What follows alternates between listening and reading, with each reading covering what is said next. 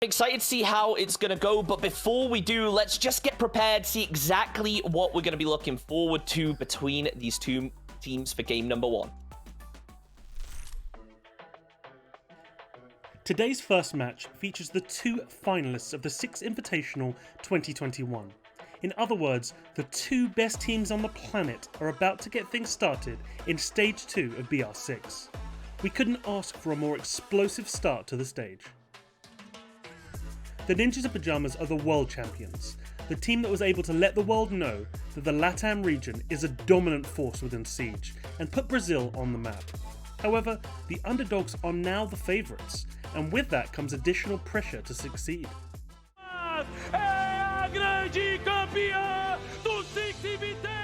Cara, eu creio que sim.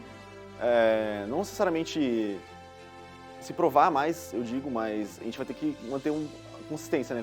Conseguir manter isso. E principalmente para se classificar para o próximo Invitation, né? Que é o mais importante de tudo. E também ser campeão dos campeonatos nacionais, que são bem legais de jogar. E eu acho que é isso. Vai ser um pouco mais difícil, só que vai dar certo.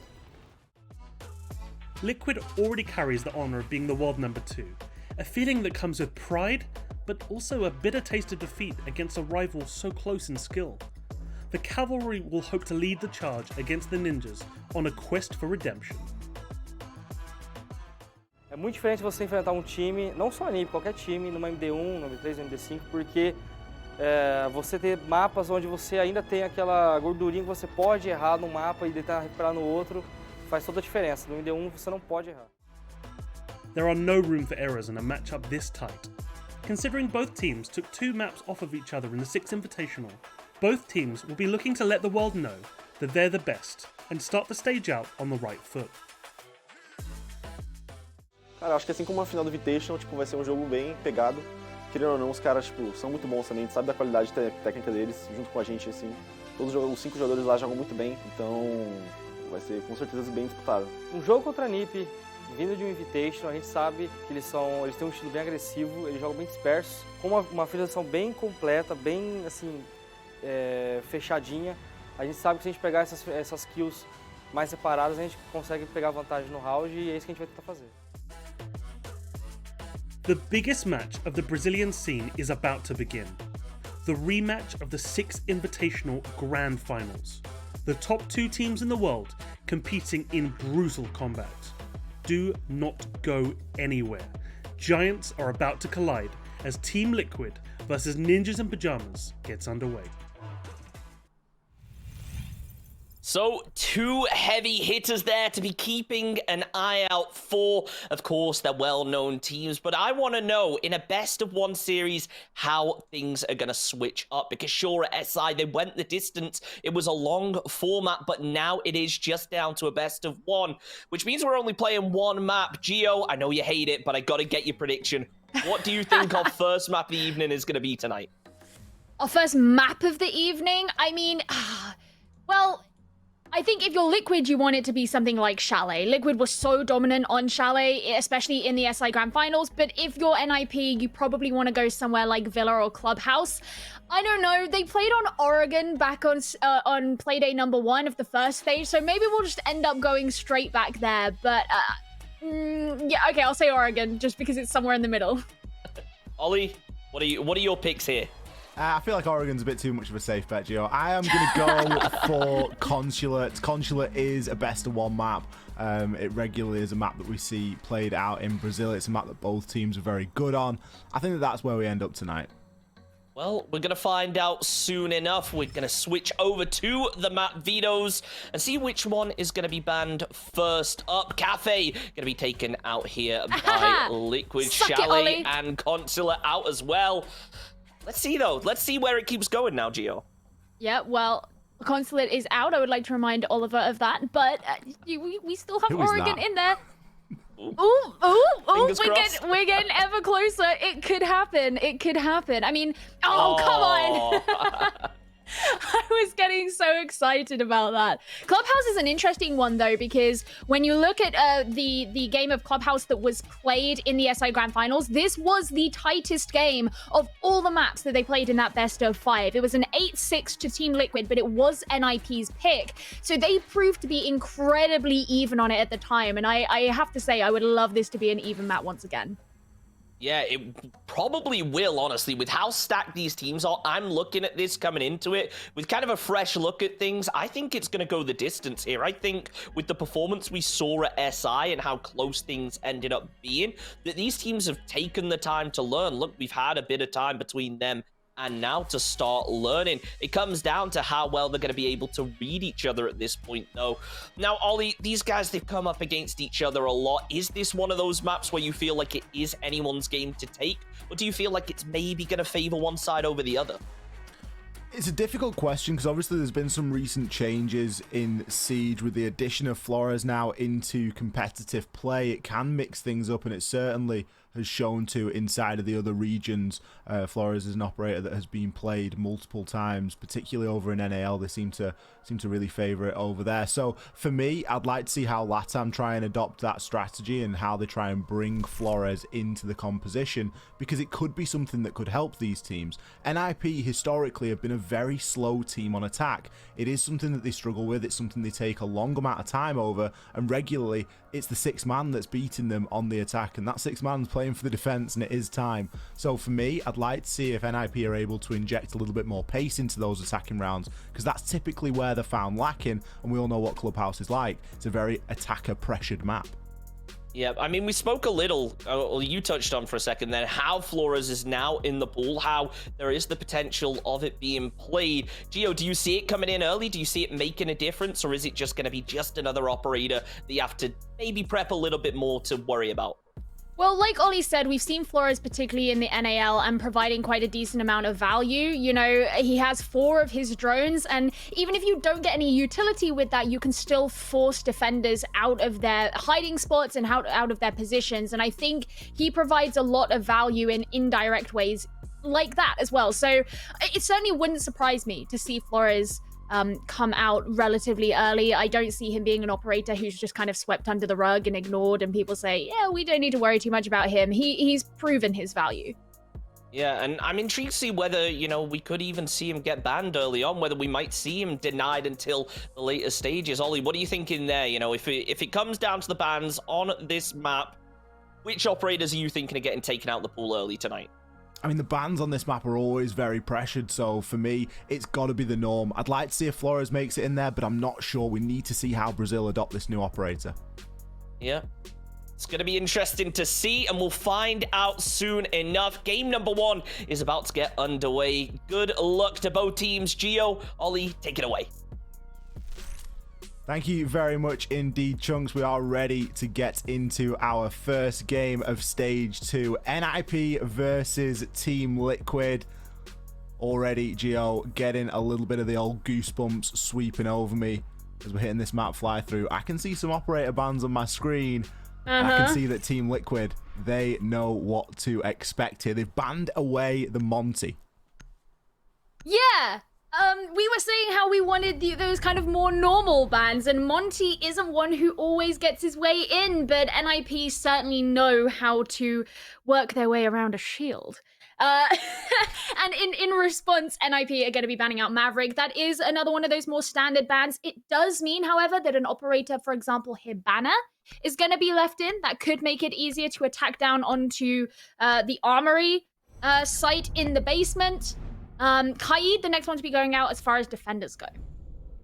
We've got a nice little balance here, haven't we? We've had the Monty removed, obviously. NIP, it's almost their sort of parachute cord that when things aren't going too well for them, they will bring a shield. Team Liquid, they aren't letting them have any shield whatsoever. Clash as well, going to go on the defense. It's something that we've seen NIP lean into so many times. Where things aren't going their way, they will bring that shield, and they will allow Julio to play that shield operator and to really gather as much information as possible. So for me, no big real surprise there to see Team Liquid targeting that quite heavily. You mentioned that Hibana is going to be available, but with Kaid involved, it's going to force a Thatcher pick. Likely, as we can see, Julio has opted for Thatcher. And yes, that is Julio. I think he's just got a little excited with his name. You, Julio! That's what we have to refer to him as now. I think that's probably quite accurate, honestly. Oh, thank you. I'm excited to see this. This is the first time that I've gone to cast Siege in a little while, so I'm really like, I'm buzzing. I'm like a child on Christmas. I'm looking at these new operator icons and I'm like, oh, look, it's shiny, it's new, it's crazy. And also, it almost feels like going back to the past in a way. You know, we're seeing a Bandit come out, we're seeing a Thatcher come out. These are operators that we don't, or at least over the course of the last few months to a year, don't get to see that much, so it feels like we're being treated. It really does. We've got some of the good old fashions in there, haven't we? As you mentioned, the Thatcher, the Bandit. It's almost Siege as it was a couple of years ago before we saw some changes, and maybe we're going to see things sort of go back to previous state, the previous meta. It's a good point that you bring up about the new UI. There are a couple of changes, and we'll cover them as and when they do pop up on the screen. But the places to keep a keen eye on are going to be either side, the two sort of vertical columns there. They're going to be dishing out all of that player information. Some of that will change, and it will just give you a little bit more of an idea as to what players are doing. For example, Muzi at the moment, well, for the time being, he was just in his drone, and we could see that by the fact that the drone was highlighted. Straight away going to be starting up on the top floor of CCTV and Cache. We did see the Hibana pellets opening up onto the garage wall so that they could hold the angles up towards, rotate up towards the rafters, where you will undoubtedly find at least one defender trying to hold in there. PSK's out on a roam though, hoping to prevent any of the attackers coming in through stock, through that bottom floor. So far... Gonna say, so far he hasn't found anything. Muzi found him first. Opening kill goes towards NIP. PSK getting taken out there. It is going to give an advantage to NIP, and we do see them work a little bit better on the attack when they do have that advantage. A bit of an unfortunate out of time in there, as Muzi's now been allowed to get underneath and start removing that floor on side of East Wall. It's going to mean that Bandit can't be in a position to trick, and in conjunction with Thatcher EMP, it's going to do the entirety of the job. Psycho! He got so lucky there, and he turned around, and Palu, unfortunately for him, he's going to miss his shots, the UMP not being too kind. The thing as well is they now know exactly where Palu is. He's basically broadcasted his location. He's going to receive some extra support from Nesk, who's down at the bottom of the red stairs. Psycho trying to hold on to these angles through the floor that have been opened up, but he'll receive some fire coming back in from the defenders. Still working to clear out rafters. They know one of the players is up there, but Sexy Cake is going to be the next casualty for Team Liquid. Palu could be in a position to do some good work here, but he's going to have a lot of it to do as we see Moringa fall as well to Muzi. Julio now going to be keeping an eye on those blue stairs. Palu maybe has scanned the location with the heartbeat scanner and knows someone's going to be there, but you can just see how many options he now has to keep a track on. No C4, oh sorry, one C4 in hand, but it isn't even going to matter. This could be a flawless round here for NIP to kick things off. It all now lands in the hands of Nesk. Arguably, it would still be a flawless, even though Kamikaze has taken down Pino. Can Nesk get the job done? The answer is going to be no. NIP going to take round number 1 here. Didn't even need to worry about getting the diffuser down either. They just played it all for blood. And I think one of the great things that NIP went for in that round was the fact that they put so much attention down onto the bottom floor. Not only was it the way that they tried to pressure garage, rather than doing it by holding the server wall and holding the garage door, you know, the small door through which you can walk and you don't have to open up.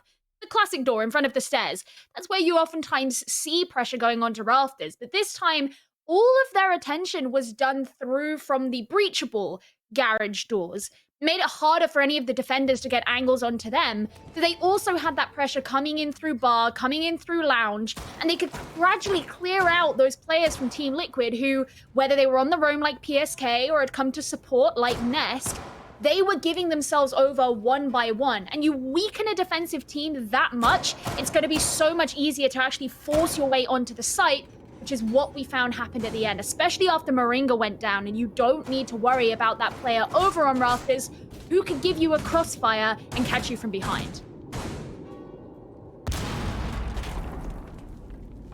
Big opening round there for NIP. We asked them to sort of speed things up somewhat on the attack, and they did just exactly that. Not even suffering a single casualty to the hands of Team Liquid, although we did see a player die in the midst of battle.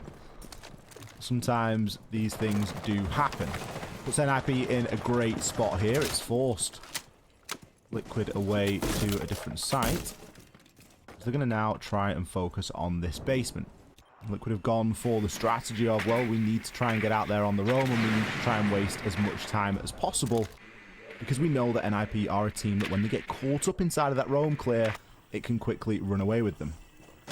Liquid have also really lent in here to play around information, whether it's gathering or denying. They've got the Maestro, they've got a Legion, they've got a Mute, and they've got a Mozzie.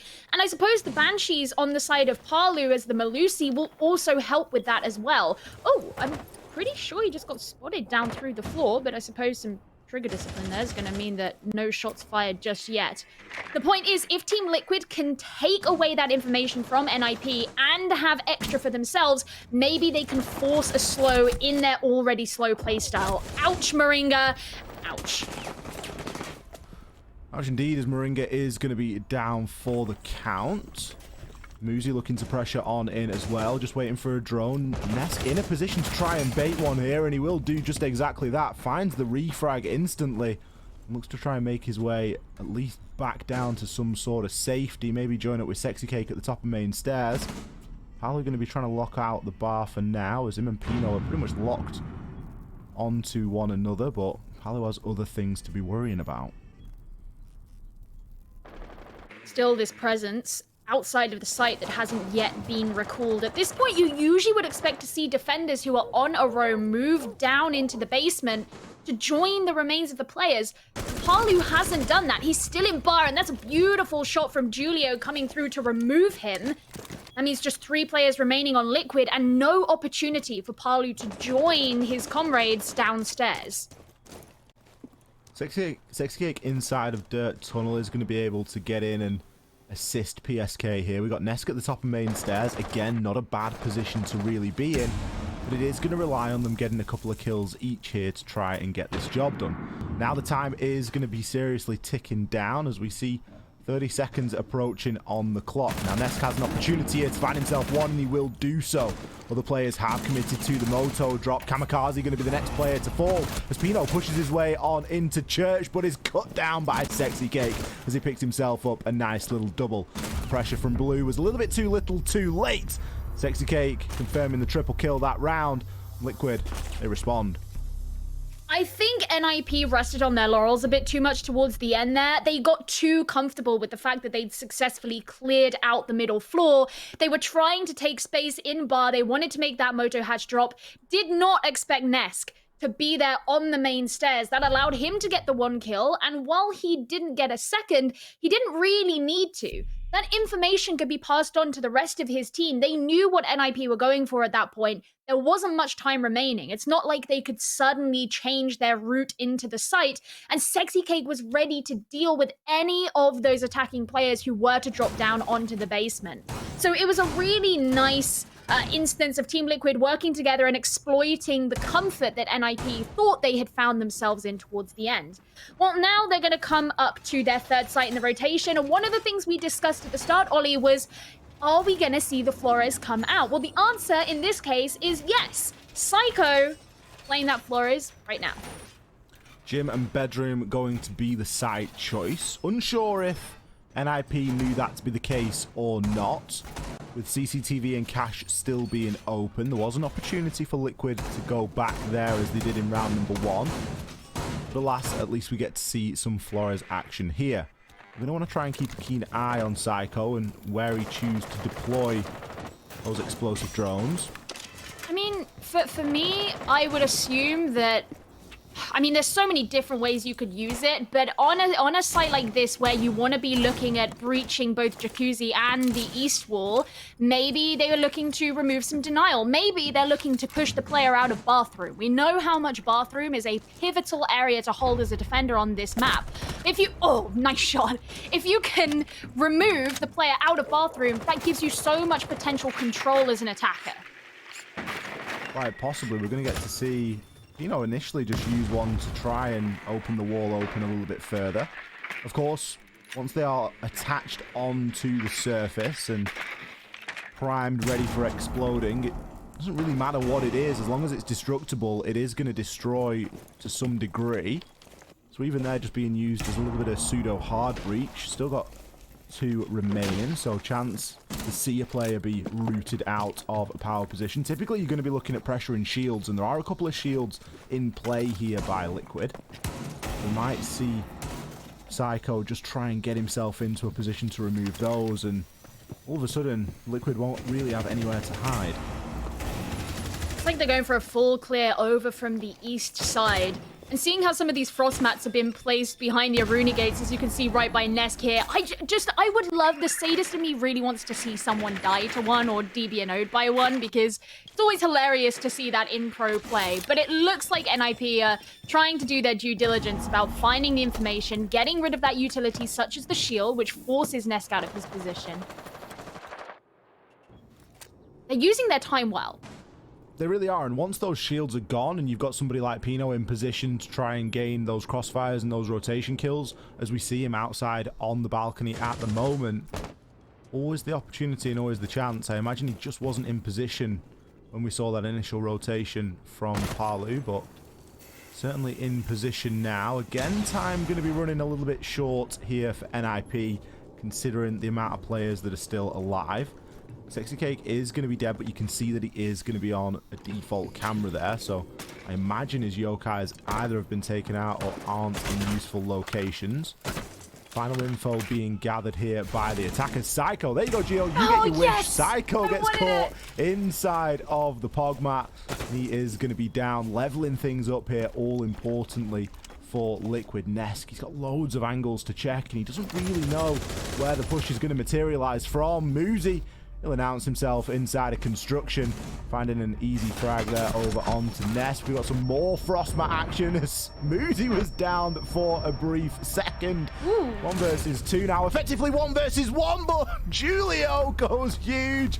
Finds all 3 of those final kills. He had no business doing that, Gio. Oh my god, it looked like it was going to be a very similar thing to the previous round where NIP got a certain way through the round, felt too comfortable and got punished for it. And I have to say, it was funny that it was Psycho who got downed by the Pogmat, given that he was the one doing all this droning, collecting so much information for the team, clearing all the utility, and yet he still fell victim to it.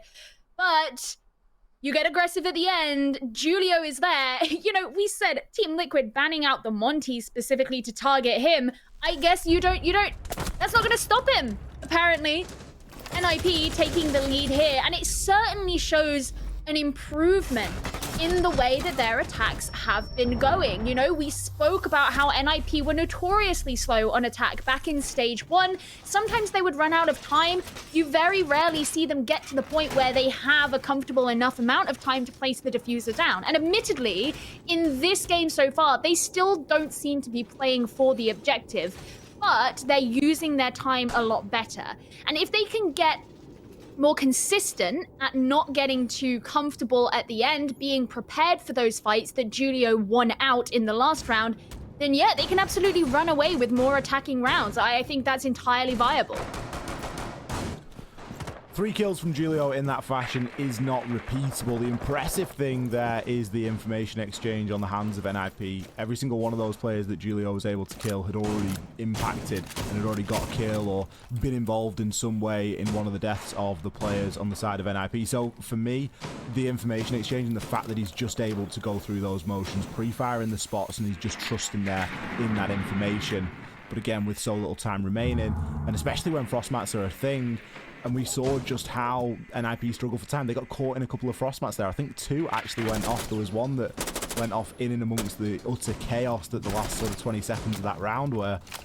And you could just see how much that was impacting them. Now, previously when we saw them attack upstairs into CCTV and Cash, NIP were very successful. It was almost a flawless round. The Team Liquid have also changed the operators that they've decided to bring here. No more is Nest going to be on Bandit. Instead, going to be playing on Goyo instead. Now, the interesting thing here is NIP was so successful about being able to clear out that middle floor. That's where a lot of the players of Team Liquid were, and in order to successfully play a Goyo, you would typically expect him to be based down in the lounge area because of the C4s that you can fire upwards, because of the control that you can have onto the site from below. But if he gets cleared out again by NIP in the same manner that they did previously, I don't know if it's going to be that big a difference. Pino knows there's going to be a player up on the rafters. He's got a red ping. He's just waiting for his time to strike. Moringa has got some magnets. It's going to take a little bit of utility burn to come on through, but Pino isn't immediately going to push in off the back of it.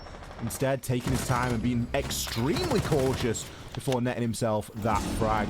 So much information here available on the side of NIP, and he's going to continue. Finds himself a second onto Sexy Cake. Yeah, I mean, NIP are just looking so good here on this site, seemingly attacking it with expertise. Nesk feeling a lot more pressure as he's got a whole top red, knowing there are players both outside the server wall and over in garage. It's a very difficult couple of lines of sight to hold all by yourself. And NIP can now open up that reinforced garage wall a bit further and should give themselves the opportunity to just flood into the site. Really start to push the bounds here and put the pressure onto Team Liquid. Ness going to kick things off with a great kill over onto Pino. He's getting caught inside of his own Vulcan shield there, but it isn't going to deter him from picking up some kills. Ness, a player that we've seen regularly fragging out, eventually shut down by Julio, who's arguably outshining everybody on the server at the moment. Palu steps up to the plate as well. PSK from inside of construction. Can he find the final one? No, the flood in from Muzi was huge. Had to make his way all the way through CCTV into Cash, goes for the swing. Hits his shots in the end. NIP remaining unbeaten upstairs. Maybe it was a little messy, but it was still that flood in from the site that I mentioned that NIP were able to set up for themselves. Both times that Team Liquid have gone to the CCTV and Cash site now, it has been a problem of holding on to rafters. I think that has been a really key issue for them, and that's been something that if they were to choose to go again, which to be honest at this point I doubt they will. I think they'll complete the cycle. They'll probably go to church and gym again. So no more defending CCTV. But if they were, I think that's where a lot of the improvement needs to be made. And we did see changes made. You know, Moringa came on to the 1My. He was placing a lot of the discs to prevent projectiles. But in that case, it wasn't really the projectiles that were a huge problem for him. It was the fact that NIP were being so meticulous with their droning. Moringa had to be forced out of position to get rid of a couple of the drones that were coming in. That takes a lot of his attention.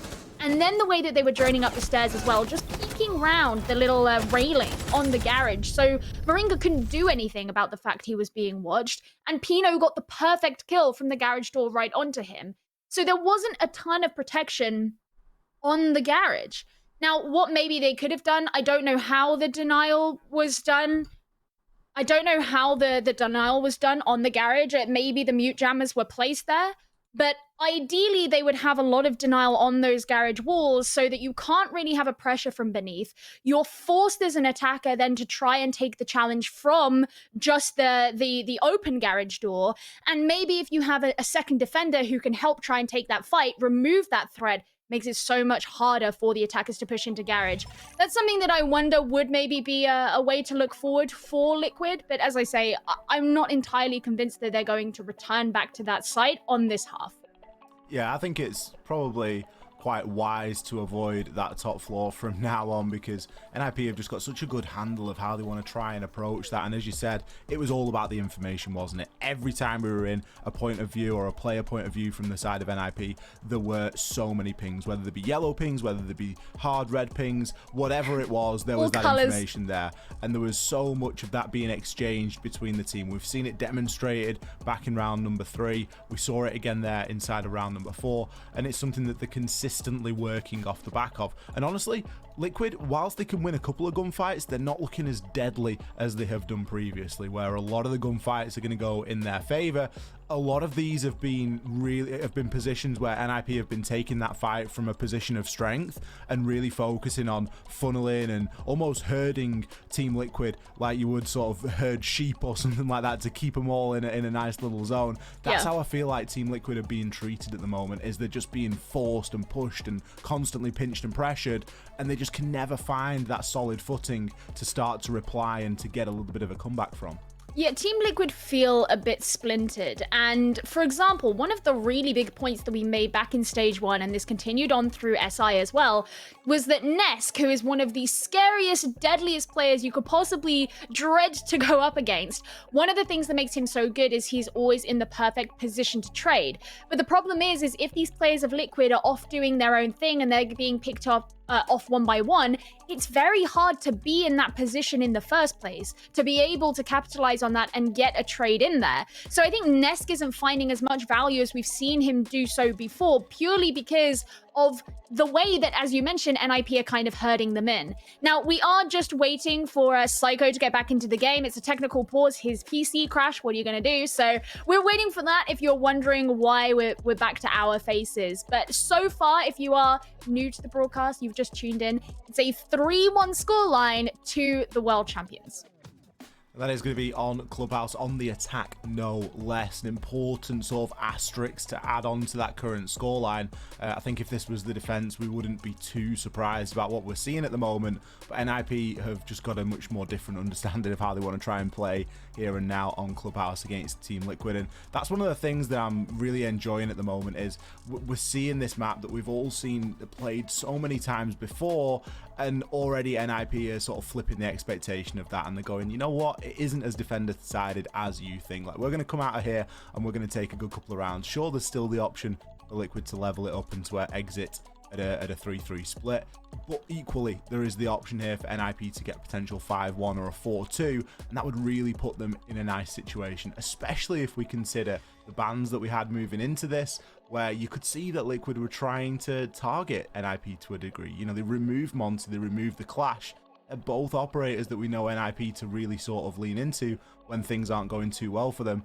And the funny thing is, at the minute, that would not be in their minds at all. Nobody on the side of NIP is sat there going, oh, you know what we really need for that round? We really need a Monty. Yeah. Like, that just isn't a thing. Like, they've got so much information from drones and Flores or whatever else it is that they're like, you know what? You can keep your Monty ban. Just take it. They're staying very well coordinated. They're not very far apart from each other. They're always in a great position to provide that sort of monolithic power against Team Liquid. So the kind of thing that you would look for from a Monty or any kind of shield operator is that ability to just brute force your way forward. But NIP don't need that, because the way that they're playing and the force with which they're approaching their goal kind of makes up for that, and they can use their guns at the same time. So it's kind of even better than having access to a Monty. I really think that it's just something has opened up in them that means that the speed of their play is just very different to what it was last stage, to be honest. I suspect that part of it is, part of it's going to be meta related, absolutely. Part of it is also going to be that because SI isn't on the horizon, they're not trying to, potentially hide things. They're a little bit more maybe cognizant of where their place is in the standing, whereas before they knew they were qualified for SI. They didn't want to give too much away. That was some of the suspicion that was floating around anyway. But they seem really clean. And assuming, if we're following the pattern of the sites that we've seen, you would assume that Team Liquid are going to go down into the basement for this next site. Now, that's the only site that NIP have not successfully attacked onto before, and that's mostly because they got kind of too complacent towards the end. They were satisfied that they'd cleared out the ground floor and didn't think about the fact that there was someone watching them from main stairs. They didn't think about the fact that Team Liquid were gonna be prepared for their moto drop that they went for at the very end. I'm wondering how much NIP will be thinking about that going forward into this next round, assuming it is going to be the same site, and prepare for those potential exploits and plug those holes. Well, we'll have to see how they try and approach it. We We have had Psycho back in, and we're just remaking the lobby and getting everything all set up, ready to go. So thank you for bearing with us during this short break, but we have got a little bit to discuss. It helps that both of these teams recently faced off against one another, and that result is to some degree carrying through into the siege that we're seeing played here today by NIP, as they do currently lead. Do have everyone back into the lobby though, and we're going to get everything underway. Just going to perform some final checks before throwing it on in. Make sure that everything is working just fine. NIP and Team Liquid currently our first map of the day, and currently it is going to be 3-1 toward NIP, and we're going to jump back in very shortly.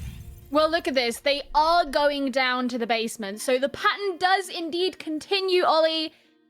I wonder if the pattern will continue for NIP's track record of attacks on this map so far. Unless I'm mistaken, I think this is the same lineup that they brought. I'll be honest, I don't write down the operator lineups because it takes so freaking long.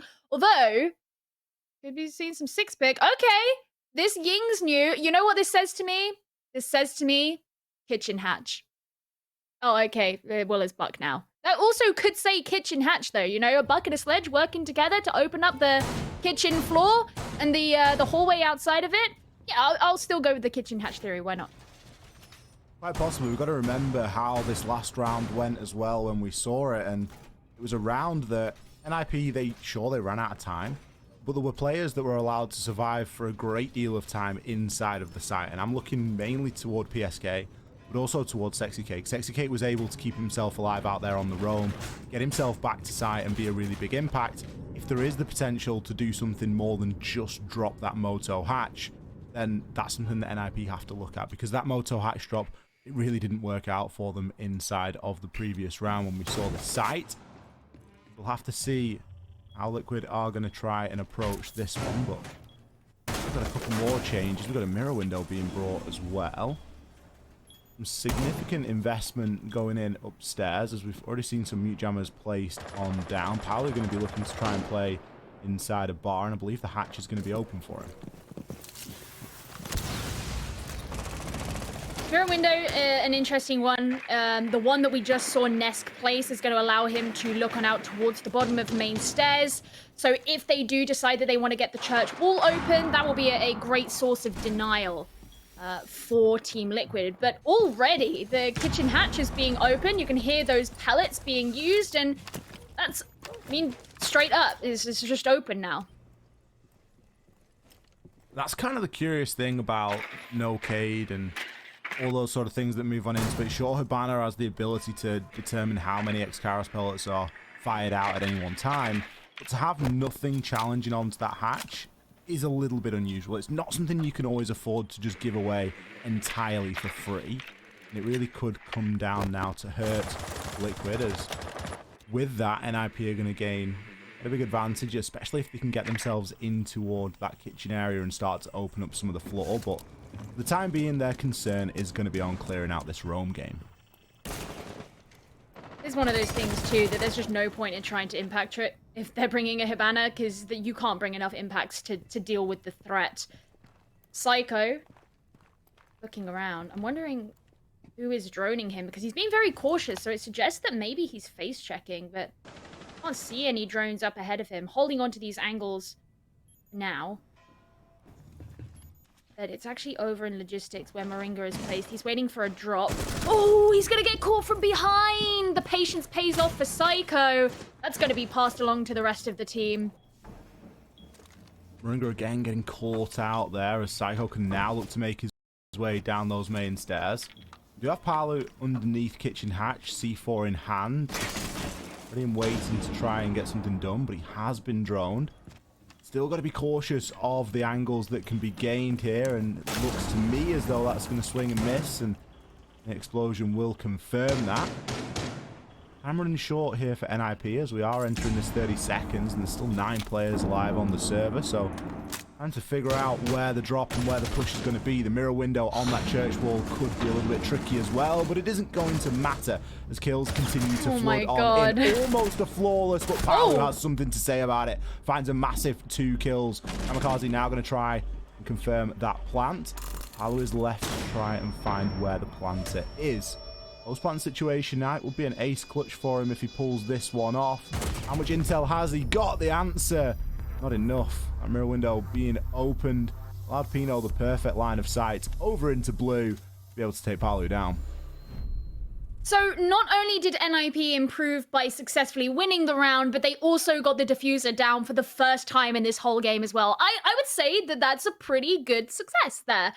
And it was... There were a couple of things that that kind of irked me. I mean, the fact that... Was it Nesk who was waiting behind the mirror window that was looking into blue? Because that was an unnecessary peek. And I think that really, really hurt...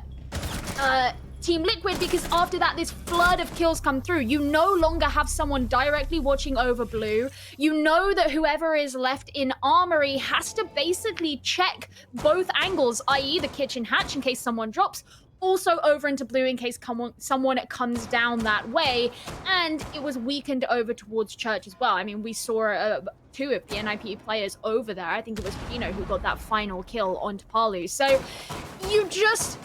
don't peek when you don't need to. You've got a mirror window that you can look through. And I don't think, from what we could see, it looked like he directly knew who was there. It just looked like it was just one step over the line that begun the downfall there for Team Liquid.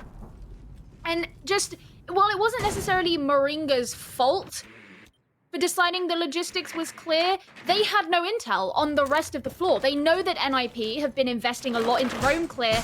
Even if they didn't directly have a camera somewhere in there to tell them where people were, which of course is kind of unlikely that they would have, it was maybe naive to just assume. So being caught out like that, again, it just comes back to you're skipping out steps that would have been necessary because NIP have been exploiting them. I think one of the things I really picked up on there, Gio, was when you said the word camp, was just like Valkyrie's a thing. You know, sometimes you can get yourself into like the 6th round, 7th round of the game, and you're like, actually, that operator exists. Like, why haven't we seen a Valkyrie? And then you look over and you're like, right, who are Liquid bringing? And you're like, bringing a Legion. Why isn't Ness playing a Legion when Valkyrie's available? If he wants impacts, Valkyrie has impacts.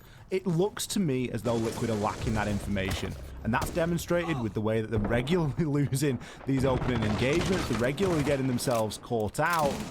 Sexy Cake finding himself in one of those difficult spots. Somehow managing able to get himself out with his life. But the drone work is going to continue here. NIP. Well, Psycho, he might be down and low, but he certainly isn't out yet. I mean, he's taken over bathroom. Decent place to be. The site's down in the basement, so Liquid have decided that they want to have another good go at this one. And yeah, I mean, they've lost a player. They might be about to lose a second one, though, as Moringa gets hunted down. He's going to try and peek out through the door frame. Doesn't quite land the kill onto Muzi. It's still a 1 versus 1 up here, and he can't escape out of this with his life unless he kills his adversary. Probably the second goo mine that has gone off, and potentially the second and last with how quickly Ness got himself taken on out. Sexy Cake has come up to try and aid Moringa, but he's taking a chunk of damage as well as Muzi. He confirms the kill that he half got earlier on. Moringa will fall. Sexy Cake now going to be inside a stock. Palu laying on these blue stairs, maybe thinking about getting himself up and on into the action. Could have done a good job at wasting the time here, but you just feel like they've been chipped down a little bit too much.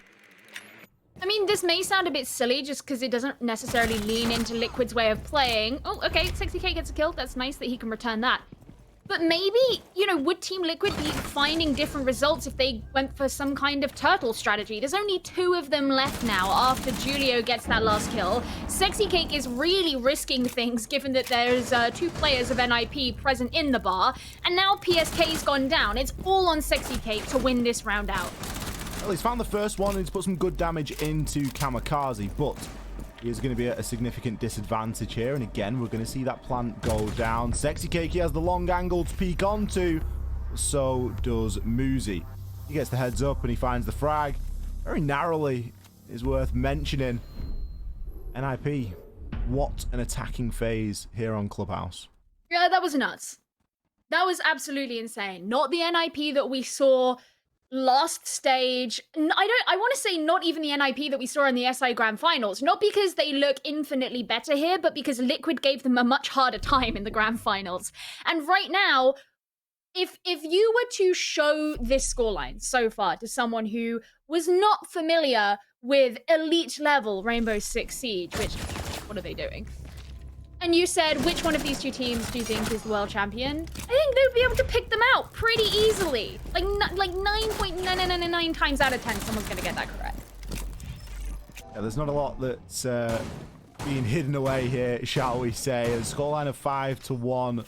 There's an attacking side split on Clubhouse is impressive whichever way you cut it. And IP coming out and doing it just exactly that. Now, compositions. We did see for a time a Valkyrie teased. Psycho has since switched on to Mirror. Mirror's seen quite a bit of play here inside of this game so far. Bandit as well going to be being brought. But in terms of Liquid's lineup, nothing really out of the ordinary. They've got one set of hard breach in Hibana. There's an argument to say that they could do with bringing two. But let's see how they are able to try and take this. They're going to be coming from the back foot here, and that's not really a point that we can understate. We've got a long way to go here to try and level things up.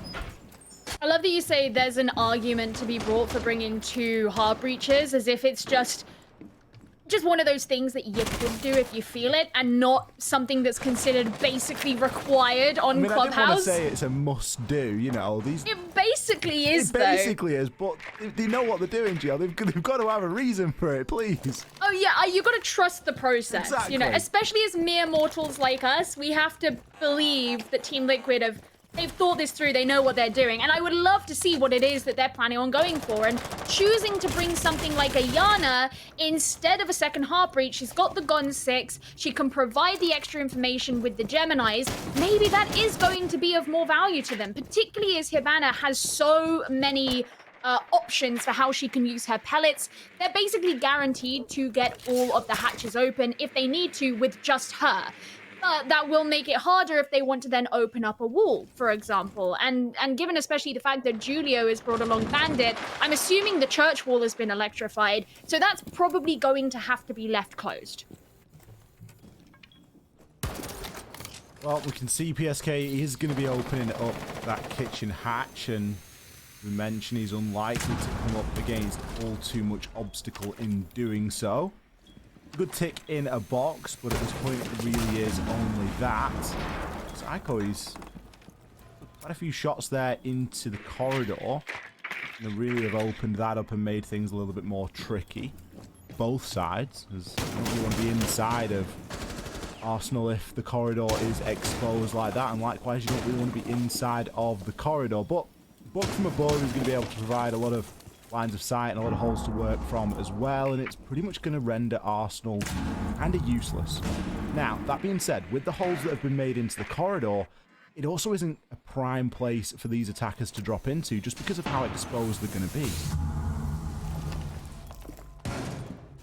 The smoke coming out in the dirt tunnel. Of course, it might not hurt quite as much as it used to. We've seen those smoke propagation changes be pretty influential, actually, in top-level Siege that has been played of late, but it's still going to fill up that corridor, and that means the defenders are ready. Moringa trying to catch out the Jaeger as he runs over, but it's going to be Julio to get Moringa instead. And that's Palu's cue to move on forward, but Kamikaze's ready with the shotgun, and he gets it. Traded back, though.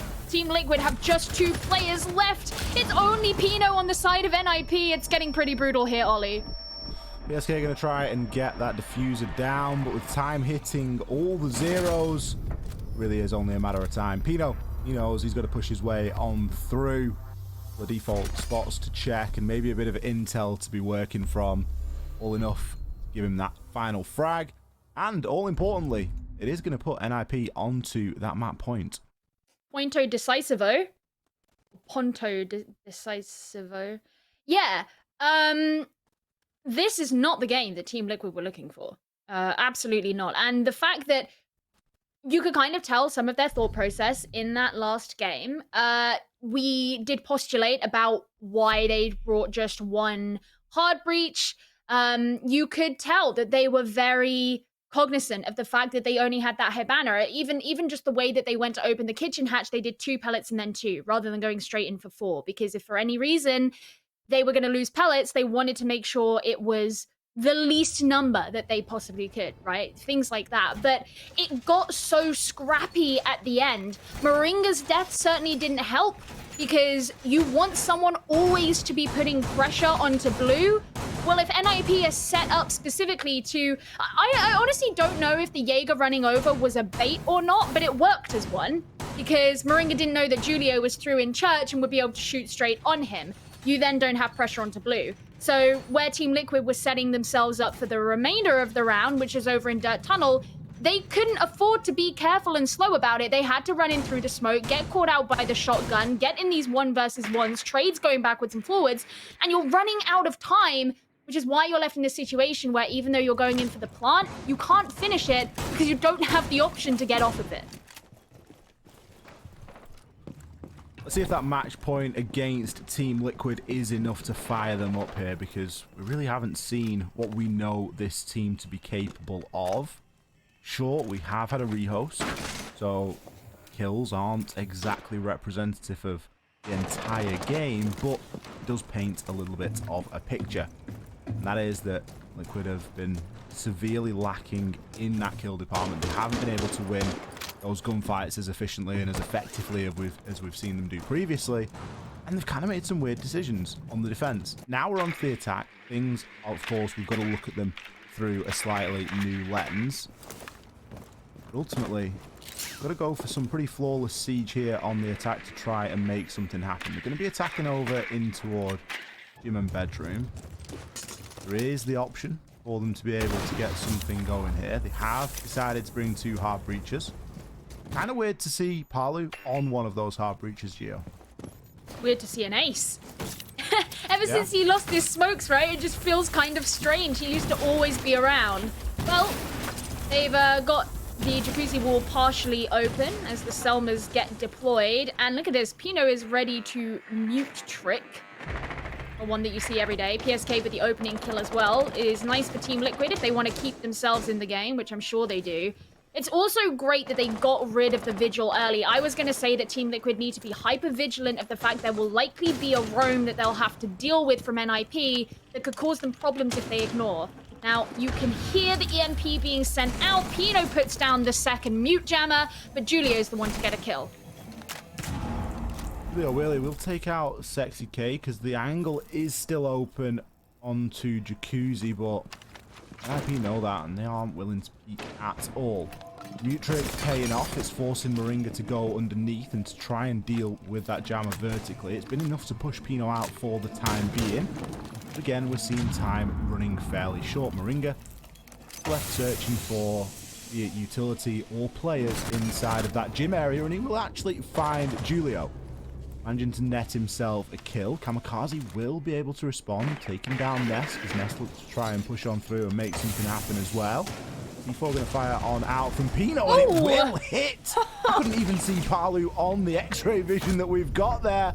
The final couple of kills come in kind as well. NIP 7-1 on Clubhouse to open up stage 2. Wow, wow, wow. They made that look like child's play. And that was so smart the way that they played it at the end too. You know, the fact that they did the mute trick, they immediately eradicated the Thatcher so that Team Liquid had to go underneath. They tried to try and get rid of the mute jammer a different way, but Pino moves out the way. So basically you're forcing the attackers to spend all their attention to a part of the map that isn't even being held anymore. Then that puts him in the perfect position to throw out that great C4 onto Palu. At that point, if you're Team Liquid, what the hell do you do? They looked like a house of cards that was just blown down with a single breath by NIP. That was an incredibly one-sided game, Ollie. It really was. And I think that final C4 was kind of the nail in the coffin, right? Because, you know, sure, it sparked the rest of the kills that came through to give the match-winning round over to NIP. But just the way that NIP were able to play there, it was honestly like they couldn't do anything wrong. Everything was working out for them. Everything was going in their favor. And it wasn't to say that they were getting extremely lucky. They were making their own luck, and they had that information, and they were constantly 1 or 2 steps ahead of what Liquid were trying to do. And it really showed. We've not seen a scoreline that decisive, especially between 2 teams like this, for a very long time.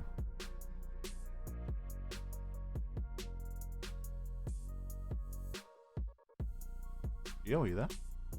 I think we may have lost Gio. We may have, but I'm here Gio's to frozen. hopefully It's not a great freeze fill in frame for her either. right now. It's never a great freeze frame. Yeah, that's... Oh, Alright, she just Gio. dropped out of everything. I think a PC died. That's unfortunate. But what isn't unfortunate for Gio, for the teams in the game at least, is the fact that NiP, they proved why they are the grand champions, why they won SI.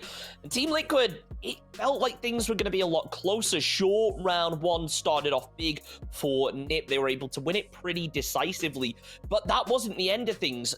When we got to the, the second round, it looked like Team Liquid, they were going to start clawing it back. They got that second round win under their belt, which tied things up, and it was a scrappy one at that. But after that happened, well, things started to slow down and slip away from Liquid's grasp. It was a bit of an unfortunate one. Ollie, I have to ask you, though, how did NiP get away with that so heavily? First of all, Gio, can you blink? Because that was a little bit terrifying. You kind of freezed. Yeah. And I was like, have I said something? Like, you Everything freeze, like... went silent, and I Yeah. sort of looked at my PC. I was like, is It went that quiet me? for me. I was like, is it me? But alas, no, it wasn't. Chunks, I will get to your question now. NIP, what did they do over on Clubhouse that made them so good? They had that information, they had that confidence. Obviously, that SI win has really boosted them, and it's given them a little bit of that confidence that they kind of were looking for, honestly, inside of Stage 1. They brought that out today, and it was just night and day. Team Liquid are not a team that gets 7-1 very often, and they certainly don't get 7-1 many times in a row. So expect whoever they face next to feel the wrath of that result, because that one's really going to hurt them. I'm sure they will. Now, Gio, I gotta ask you here, all right? Speaking of disconnections like you just had, at round number 3, we had a disconnect of our own. Psycho's PC ended up completely crashing. It took him out of the game. We ended up on a rehost. We had to reset everything. How did that affect these teams? Because you got to bear in mind, Liquid, they managed to win a round early on. Maybe getting knocked out of the game, losing that momentum. Do you feel like that made any effect on the outcome? Well, I don't think Liquid had that much momentum beforehand, let's be real. No, I mean, if you're obviously on the side of NIP, they would have been way more bothered trying to sort him out, getting him back into the game. If you're Liquid, great. It gives you some free time to essentially have a talk between yourselves. Not quite the same as a tactical timeout. You can't bring the coach in that sort of time, but it gives them that time to speak and say, what's going wrong? What can we do about this?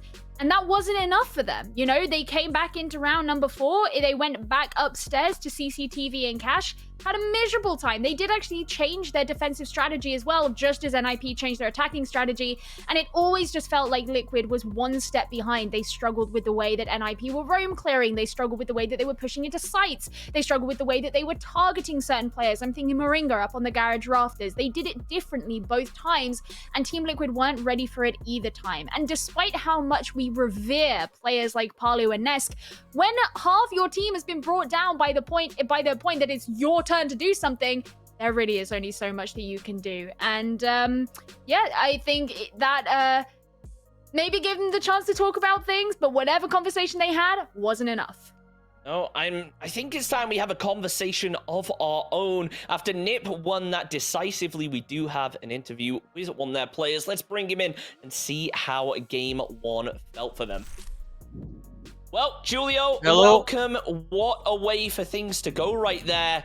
I mean, a decisive win. How are you feeling after that one?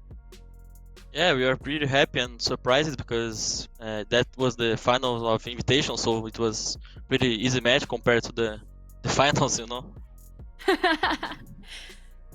I mean, I wanted to ask a question. One of the problems that Team Liquid seemed to have against you guys is your roam clear was very effective. It seemed that every time that they had a player on the defense who was elsewhere on the map, you guys found it very easy to get rid of them. What do you think it was that made that so easy for you guys?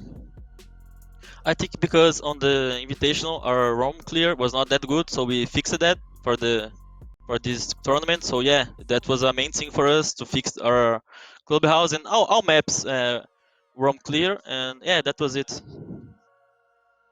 So in terms of things that you've actively tried to change since Six Invitational, is roam clear one of them? Because another thing that we've spoken to you before about, Julio, is timing and sort of that lack of time that you find on the attack. Is it the roam clear that was causing that sort of timing issue, do you think? Yeah, for sure, that's a main thing. And we try to change some things, like we always ban Thatcher on this map, so we ban Maverick, to change the game style and little things like that, because the main things they're gonna do, we know. So just change some little things to counter them, and that's it. Yeah, how did you guys feel when you saw that Team Liquid banned out the Monty and the Clash? Did you think you'd already gotten in their head a bit? Yeah, we already know they're gonna ban Montaigne and Clash because we are pretty strong with this character. So yeah, we know the bans, and that's good for us because they don't know if we're gonna ban Maverick or Thatcher. So in theory, they have to practice two different clubhouses, and we don't. I think one of the things that we always kind of joke about is that if things aren't going well for you guys on the attack or the defense, you'll bring out the shield, and it always seems to be like a panic button that you'll press, and it's the way that you get a couple of rounds back in. So it was nice to sort of see them ban that out, because already it felt like you'd won the mental. And maybe not so much of a question after specifically to this game, but what have you guys been doing since Six Invitational? Like, what has your preparation for stage 2 been like? We are practicing a lot, like change some strategies that didn't work on the invitational and like improve the ones that worked. And yeah, we are so confident now because we won, and we are really like hyped up, for this tournament because we were not playing that good in Brazil, so now we want to change that. Yeah, well, you definitely played well to start things off. Julio, thank you so much for joining us. It was a pleasure to watch that game, and hopefully we'll get to see you soon again. Yeah, thank you guys. Hope to see you tomorrow.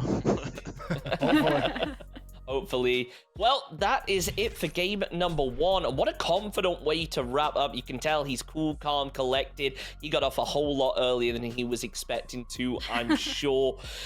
Before we go and, get into game number 2, we are going to take a real quick break, I believe. So we'll be back in just a couple minutes with game number 2 of the evening.